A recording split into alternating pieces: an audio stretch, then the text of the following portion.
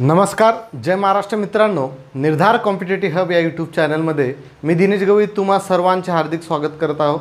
महाराष्ट्राच्या या railway group D सिरीजमध्ये आपण भौतिकशास्त्र विषयामधलं विद्युतधारा हा चॅप्टर चालू केलेला आहे आणि त्या चॅप्टरचे ऑलरेडी आपण 2 पार्ट घेतलेला आहे. आजचा तिसरा पार्ट हा शेवटचा पार्ट असणार आहे. यामध्ये आता काही थोड्याशा कन्सेप्ट नाही म्हणता येतील, थोडे काही पॉईंट आहेत ते लक्षात ठेवण्यासाठी ते आपण हे पॉईंट घेऊन टाकू. कन्सेप्ट आपल्या सर्व क्लिअर झालेल्या आहेत, ज्यामध्ये विद्युतधारा असेल, विद्युत प्रभार असेल, रोध असेल, रोधकता असेल, ओहमचा नियम असेल, जूलचा नियम असेल, या सर्व गोष्टी आपण आधीच्या लेक्चरमध्ये बघितलेल्या आहेत. ज्यांनी कोणी ते लेक्चर बघितलं नसेल त्यांनी आधी ते लेक्चर बघून घ्यायचं आहे, नंतर या तिसऱ्या पार्टकडे यायचं आहे. तर आज आपण बघणार आहोत विद्युतधारेचा औष्णिक परिणाम. आता विद्युतधारेचा औष्णिक परिणाम म्हणजे काय? बघा, आपल्या घरामध्ये बल्ब लावलेला असतो, बरोबर आहे. आता बल्ब बघा, जेव्हा आपण तो बंद करतो, बरोबर आहे, जेव्हा तो बंद असतो त्यावेळेस तो थंड असतो, बरोबर आहे. पण जेव्हा तो आपण चालू करतो आणि काही वेळानं जर त्याला हात लावला तर तो गरम होतो. गरम होतो म्हणजे काय? त्याला उष्णता प्राप्त होते. तर ही उष्णता कशी प्राप्त होते त्यामध्ये आपल्याला सायंटिफिकली बघायचं आहे. इझी आहे एकदम. आपल्याला माहीत आहे की जो वाहक आहे, जो विजेचा सुवाहक आहे, त्यामधून इलेक्ट्रॉनचे वहन होत असते आणि इलेक्ट्रॉनचे वहन होत असताना ते धातूवरील इतर अणूवर आदळतात. ते धातूवरील इतर अणूवर आदळतात आणि त्या इलेक्ट्रॉनच्या अंगी असलेल्या स्थितीत ऊर्जेच्या काही भागाचे उष्णता ऊर्जेमध्ये रूपांतर होते. यालाच काय म्हणतात? विद्युतधारेचा औष्णिक परिणाम म्हणतात. म्हणजे समजू राहिला, समजा हा बल्ब आहे, ठीक आहे. यामध्ये जेव्हा आपण तो स्विच ऑन केला तेव्हा बल्ब काय होतो? प्रकाशित होतो. प्रकाशित झाला की यामध्ये टंगस्टनची तार असते. नॉर्मल आपला जो असतो असं टंगस्टनचं काय असते? कुंडल असते. या कुंडलामध्ये आपले इलेक्ट्रॉन्स वाहू राहिले, प्रकाशित होऊ राहिला. मग इलेक्ट्रॉन या वाहकामध्ये इलेक्ट्रॉन वाहत असताना, म्हणजे टंगस्टन या धातूमध्ये इलेक्ट्रॉन वाहत असताना काय होते? त्यामधले काही इलेक्ट्रॉन जे आहेत हे धातूवरील इतर अणूवर आदळतात आणि इलेक्ट्रॉनच्या अंगी असलेली जी स्थितीत ऊर्जा आहे त्याच्या काही भागाचं रूपांतर जे आहे हे उष्णता ऊर्जेमध्ये होते. यालाच विद्युतधारेचा औष्णिक परिणाम होतात. आणि विद्युतधारेच्या औष्णिक परिणामामुळेच हा जो बल्ब आहे हा काय आहे? बल्ब तापतो, गरम होतो. ठीक आहे, समजलं. याचे अनेक उदाहरणं आहेत. विद्युत इस्त्री असतील, विद्युत ओव्हन असेल, विद्युत टोस्टर असेल, विद्युत जलतापक असेल, विद्युत किटली असेल, ही काय आहेत? विद्युतधारेच्या औष्णिक परिणामाची काय आहेत? उदाहरणे आहेत. समजून राहिलं काय आहे विद्युतधारेचा औष्णिक परिणाम? लक्षात ठेवण्यासाठी एकदम इझी. पुढे बघा, विद्युत दिवा. आताच आपण बघितलं विद्युत दिवा म्हणजे आपल्या घरामध्ये जो बल्ब असतो त्यामध्ये टंगस्टनच्या तारेच्या धातूचे जे कुंडल असते, टंगस्टनची जी धातू आहे त्याचं कुंडल त्यामध्ये बनवलेलं असतं बघा, थोडंसं गोल टाईप, बरोबर आहे. आणि ही तार तापल्यामुळे काय होते? त्याला प्रकाश भेटतो. या टंगस्टन या धातूचा द्रवणांक 3380 अंश सेल्सिअस आहे. आणि बघा, या कुंडलाची आयुर्मर्यादा म्हणजे हे जे टंगस्टनचं कुंडल आतमध्ये असते असं थोडंसं असते, याची जर आपल्याला आयुष्य वाढवायचं असेल, म्हणजे त्याची जर आयुर्मर्यादा जर वाढायची असेल तर त्यामध्ये ऑर्गॉन आणि नायट्रोजन यांसारख्या निष्क्रिय धातूंचे मिश्रण असते. त्यामुळे या बल्बची लाईफ जी आहे ती वाढते. म्हणजे आपल्याला सांगायचं आहे, तुम्हाला प्रश्न विचारला की धातूच्या दिव्यामध्ये किंवा विद्युत दिव्यामध्ये कोणती तार वापरली जाते, कोणत्या धातूची तार वापरली जाते, तर आपल्याला सांगता आलं पाहिजे तर त्यामध्ये टंगस्टन या धातूची तार वापरली जाते. तुम्हाला विचारलं टंगस्टन या धातूचा द्रवणांक कोणता, तर टंगस्टन या धातूचा द्रवणांक किती आहे? 3380 अंश सेल्सिअस आहे. पुढे आपण काय म्हटलं की या तार तापल्यामुळेच काय होते? प्रकाश भेटते. आणि या कुंडलाची आयुर्मर्यादा वाढण्यासाठी त्यामध्ये ऑर्गॉन आणि नायट्रोजन यांसारख्या निष्क्रिय वायूचे काय असते? मिश्रण असते, ज्यामुळे कुंडलाचे ऑक्सिडेशन होत नाही. कुंडलाचे काय होत नाही? ऑक्सिडेशन होत नाही. त्यामुळे या कुंडलाची लाईफ जी आहे ती वाढली जाते. आणि लक्षात घ्या, ऑक्सिजन हा टंगस्टन धातूचा शत्रू आहे, ठीक आहे, कारण तो ऑक्सिडेशन करण्यासाठी जास्त मदत करतो ऑक्सिजन. ठीक आहे, म्हणजेच टंगस्टन धातूचा शत्रू कोणता आहे? ऑक्सिजन आहे. लक्षात ठेवायचं आहे. ओके. त्यानंतर पुढे आपण बघणार आहोत विद्युत वितळताळ, म्हणजेच फ्यूज कशाला म्हणतात आणि त्याच्या काय कन्सेप्ट आहेत ते आपण बघूया. समजलं इतकं सर्व? काय अडचण आहे यामध्ये? ठीक आहे. पुढे बघायचं आपल्याला वितळताळ म्हणजेच फ्यूज. फ्यूज आपण पाहिलेला आहे की फ्यूज कसा असतो रे, की इकडचा जो भाग आहे हा जाड असतो आहे ना, आणि हा व्हाईट कलरचा असतो. असा प्रकार असते ना, आतमध्ये काहीतरी एक संमिश्राच्या 2 तार असतात, बरोबर आहे ना. तर फ्यूज आपण पाहिलेला आहे, घरामध्ये असतो आपल्या घरामध्ये. आता जनरली फ्यूज नसतो, तर जनरली आता आपण MCB यूज करतो. पण पहिले जुन्या काळामध्ये किंवा काही वर्ष अगोदर फ्यूज आपण होतो, आता पण फ्यूजचा वापर होतो, काही ठिकाणी फ्यूज वापरला जातो, काही ठिकाणी MCBचा वापर होतो. तर बघा फ्यूज म्हणजे काय आहे, तर फ्यूजचं काय असतं की एखाद्या विद्युत उपकरणातून प्रमाणाबाहेर विद्युतधारा जाऊ नये यासाठी ती विद्युत वितळतार वापरली जाते, म्हणजेच फ्यूजचा वापर केला जातो. आता जी ही वितळतार जी आहे, वितळणारी तार म्हणजे जी तार वितळेल, प्रमाणाबाहेर जर विद्युतधारा गेली, नावच आहे त्याचं बघा वितळतार. जर एखाद्या विद्युत उपकरणातून प्रमाणाबाहेर जर विद्युतधारा गेली तर काय होईल, ते वितळतार जी आहे, जी तार लावलेली आहे ते वितळेल आणि काय होईल, MCB ट्रिप होईल, म्हणजेच काय होईल, ते करंट जे आहे ते स्टॉप होईल. बरोबर आहे. म्हणजेच यामध्ये बघा ही तार साधारणतः कमी द्रवणांक असलेल्या संमिश्रापासून तयार केलेली असते आणि ते संमिश्र असतात शिसे आणि कथीलचं. कुठलं संमिश्र असते ते शिसे आणि कथीलचं. आणि जी ही फ्यूज आहे हा एकसर जोडणी जोडलेला असतो. हा तार जो आहे किंवा हा जो फ्यूज आहे ही उपकरणाशी एकसर जोडणी जोडलेला असतो. ठीक आहे. जर परिपथातून ठराविक मर्यादेपेक्षा जास्त विद्युतधारा जाऊ लागली तर या तारेचे तापमान वाढते व तार वितळते. साधी गोष्ट आहे. जर परिपथातून ठराविक मर्यादेपेक्षा जास्त विद्युतधारा जर जाऊ लागली तर या तारेचे तापमान वाढेल आणि तार काय होईल, वितळेल. लक्षात घ्या, ही तार नेहमी पोर्सिलिन सारख्या रोधक पदार्थापासून बनवलेल्या खोबणीत बसवलेली असते. म्हणजे जो व्हाईट भाग आहे, तो कडक भाग व्हाईटचा जो बाहेरचा, त्याला काय म्हणतात, पोर्सिलिनपासून तो बनलेला असतो. आणि जनरली घरगुती वापरासाठी 1 ampere 2 ampere 3 ampere 4 ampere 5 ampere आणि 10 एम्पियर एवढ्या क्षमतेच्या वितळतारा वापरतात.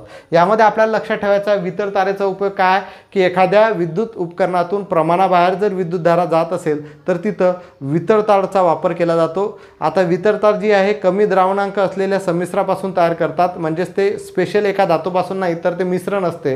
ठीक आहे, 2 धातूंचं किंवा 3 धातूंचं. तर त्यामध्ये शिसे आणि कथीलची जी असते हे संमिश्र असते, त्यामध्ये असणारा त्या तारेला आहे की नाही, आणि यांचा द्रवणांक जो असतो तो असतो कमी असतो. बरोबर आहे.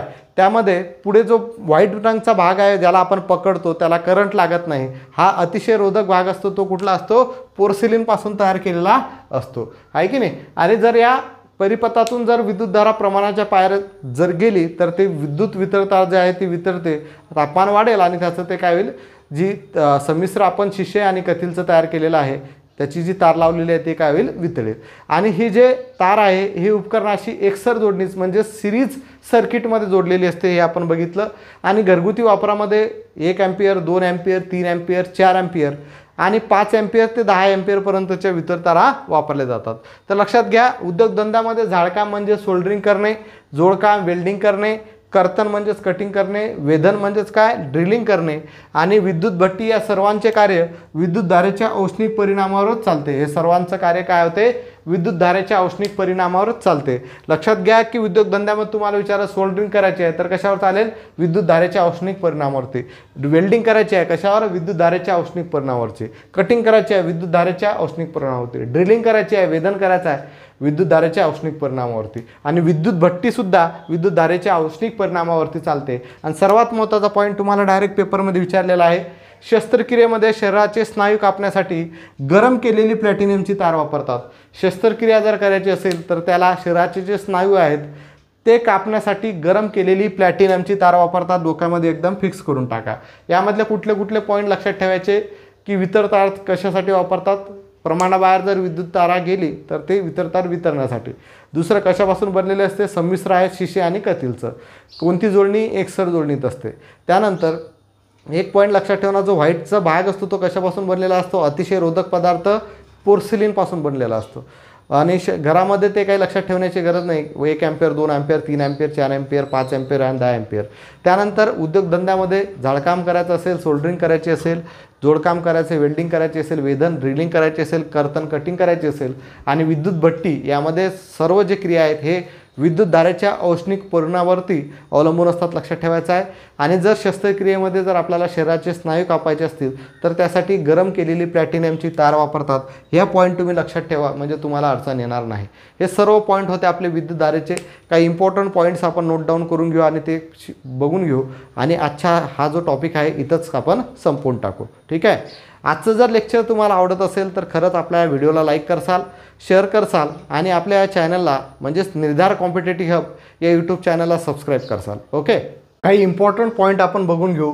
तर त्यामध्ये इम्पॉर्टंट पॉईंटमध्ये आहे पहिला विद्युत घट. तर कोणत्याही प्रकारच्या तारेमधून विद्युत वहन होण्यासाठी त्याला विद्युत घटाशी जोडावे लागते आणि विद्युत घटाने लावलेल्या बलाला विद्युत चल बल असे म्हणतात, त्यालाच इलेक्ट्रोमोटिव्ह फोर्स असे म्हणतात. कारण विद्युत वहन होण्यासाठी त्याला विद्युत घटाशी जोडावं लागेल आणि या विद्युत घटाने लावलेले जे बल आहे त्याला विद्युत चल बल म्हणजेच इलेक्ट्रोमोटिव्ह फोर्स असे म्हणतात. या विद्युत घटाचे वेगवेगळे 5 प्रकार आहेत. तर पहिला प्रकार आहे साधा विद्युत घट, सिंपल सेल और व्होल्टाज सेल. यामध्ये बघा जी जस्ताची पट्टी लावलेली असते आणि तांब्याची पट्टी लावलेली असते. तर जस्ताची पट्टी जी आहे ही ऋण ध्रुव असते आणि तांब्याची पट्टी जी आहे धन ध्रुव असते, लक्षात ठेवायचं आहे. ठीक आहे. त्यानंतर लेकलॅन्शे विद्युत घट दुसऱ्या नंबरचा आहे.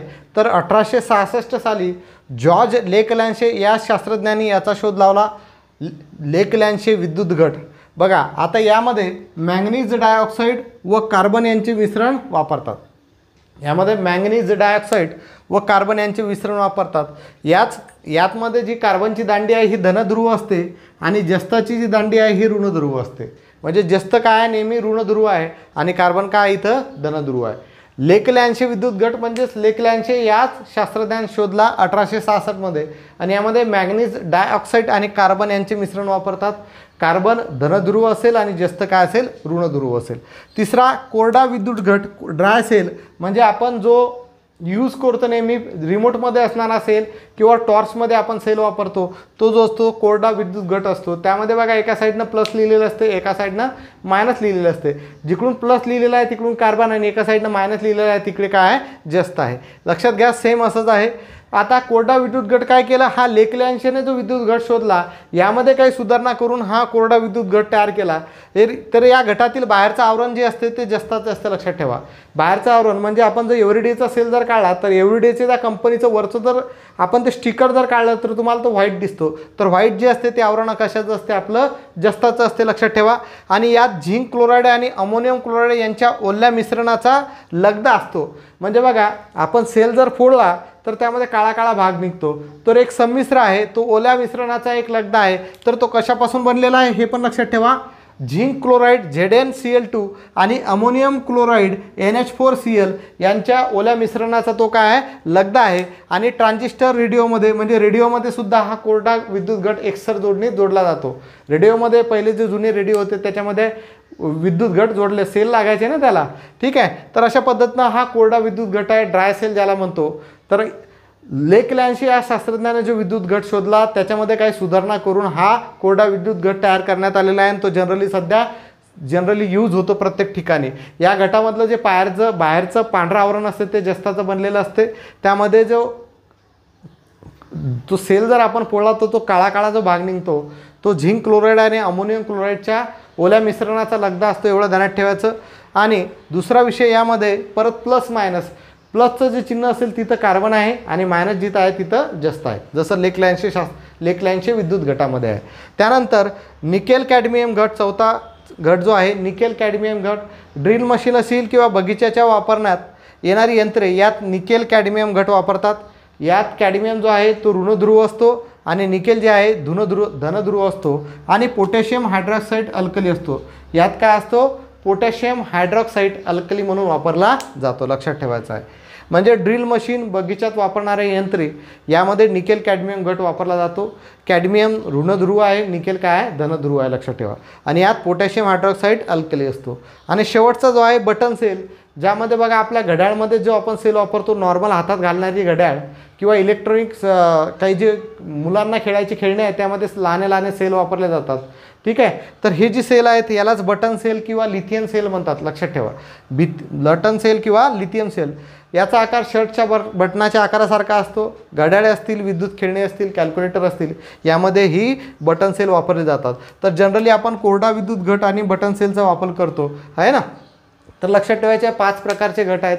एक साधा विद्युत घट, दुसरा लेकलॅन्शे विद्युत घट, तिसरा कोरडा विद्युत घट, चौथा कॅडमियम निकेल घट आणि 5वा बटन सेल किंवा लिथियम सेल. अशा प्रकारचे हे 5 घट आहेत. आणि विद्युत घटाचं काम काय आहे की विद्युत घट काय करते की कोणत्याही प्रकारच्या तारेमधून जर विद्युत वहन होण्याचं असेल तर त्याला विद्युत घटाशी जोडलेलं असते, जोडणावे लागते आणि विद्युत घटाने लावलेल्या बलाला विद्युत चल बल म्हणजेच इलेक्ट्रोमोटिव्ह फोर्स असे म्हणतात, हे आपण बघितलं. ठीक आहे. यानंतर पुढचे काही इम्पॉर्टंट पॉईंट्स आहेत, ते 2 पॉईंट आपण बघून घेऊ आणि आजचा चॅप्टर इथं संपवून टाकू. ओके. पुढे बघा LED लाईट इमिटिंग डायोड. LEDचा फुल फॉर्म काय आहे? Light emitting diode. आता बघा LED आपल्या घरामध्ये आपण जनरली आता प्रत्येक ठिकाणी LEDच वापरतो. हे विविध रंगामध्ये उपलब्ध असते, हिरवा, पिवळा आणि लाल. हे उपकरण जे आहे कमी प्रकाश आणि ऊर्जा खर्च करते, पण हे जे उपकरण आहे LED लाईट जो आहे हा महागडा असतो, पण हा जो लाईट आहे हा जास्त काळ टिकतो, म्हणजे आपल्याला खिशाला परवडणारा असतो. बरोबर आहे. CFL बल्बमध्ये पारा असतो, जो असतो विषारी असतो. CFL बल्बमध्ये जो पारा असतो तो काय असतो? विषारी असतो. यामध्ये लक्षात ठेवा LEDला 2 तार असतात. लांब तार धन ध्रुवाला जोडलेली असते, तर कमी लांब तार ऋण ध्रुवाला जोडलेली असते. LEDमध्ये 2 तार असतात. लांब तार जी आहे ही धन ध्रुवाला जोडलेली असते आणि कमी लांब तार ऋण ध्रुवाला जोडलेली असते. लक्षात ठेवा. निकोल्सन या शास्त्रज्ञाने इलेक्ट्रोड हे पाण्यात ठेवल्यास विद्युतधारा वाहते हे स्पष्ट केले होते. हा पॉईंट लक्षात ठेवा. निकोल्सन या शास्त्रज्ञाने इलेक्ट्रोड हे पाण्यात ठेवल्यास विद्युतधारा वाहते हे स्पष्ट केलं होतं सर्वात प्रथम. कापलेल्या बटाट्याला जर विद्युत परिपथाला जोडला तर धन ध्रुवावर हिरवा रंग प्राप्त होतो. हा डायरेक्ट प्रश्न विचारलेला आहे पेपरमध्ये. कापलेल्या बटाट्याला जर विद्युत परिपथ जोडला तर धन ध्रुवावर हिरवा रंग प्राप्त होतो किंवा हिरवा रंग तयार होतो. हे LED होता. LEDचा फुल फॉर्म लक्षात ठेवा, लाईट इमिटिंग डायोड. LED आहे हा महागडा असतो, पण कमी ऊर्जा आणि प्रकाश खर्च करतो आणि जास्त काळ टिकतो. ठीक आहे. जो CFL बल्ब असतो त्यामध्ये पारा असतो आणि तो विषारी असतो. ठीक आहे. LED बल्बला 2 तार जोडलेला असतात. लांब तार धन ध्रुवाला आणि कमी लांब तार ऋण ध्रुवाला जोडलेली असते. निकोल्सन या शास्त्रज्ञाने सर्वात प्रथम असं स्पष्ट केलं की इलेक्ट्रोड जर पाण्यामध्ये ठेवला तर विद्युतधारा त्यामधून वाहते. जर आपण बटाटा कापला आणि त्याला जर विद्युत परिपथ जोडला तर जो धन ध्रुवावरती हिरवा रंग तयार होतो, हे लक्षात ठेवायचं आहे. विद्युत शक्ती म्हणजे आपण ऑलरेडी शिकलेलं आहे. कार्य करण्याचा दर म्हणजे काय असते? शक्ती. म्हणजेच P for power is equal to W/T. P for power equal to W/T. पण W म्हणजेच काय असते आपल्या इलेक्ट्रिक भाषेमध्ये, विद्युतधारेच्या भाषेमध्ये W बरोबर काय? VIT joule. W बरोबर काय? VIT joule.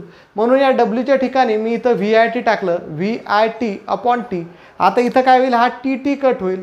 म्हणजेच P बरोबर मला काय भेटलं? VI. P बरोबर काय भेटलं? VI. पण V बरोबर मला माहीत आहे, V बरोबर काय असते रे? IR. V बरोबर काय असते? IR.